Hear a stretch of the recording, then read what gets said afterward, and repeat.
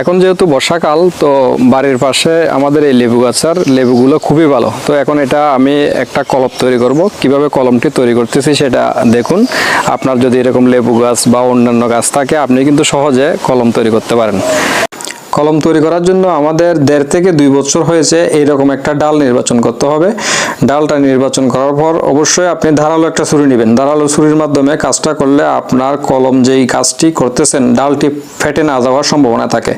যদি আপনি ধারালো ছুরি না নেন, তাই সেক্ষেত্রে আপনার কলম করতে বেশ কয়েকবার অসুবিধায় পড়তে হতে পারে আপনাকে। তো আমি দেখতেছেন আমি কিভাবে ছালটা ছাড়াচ্ছি। দুই পাশে ছুরি দিয়ে করে দিবেন, মোচড়ায় দিবেন, যাতে মূল কাণ্ডটি কেটে না যায়। মূল কাণ্ডটি কেটে গেলে আপনার কলমটি হবে না, ওটা শিকড় বের হবে না।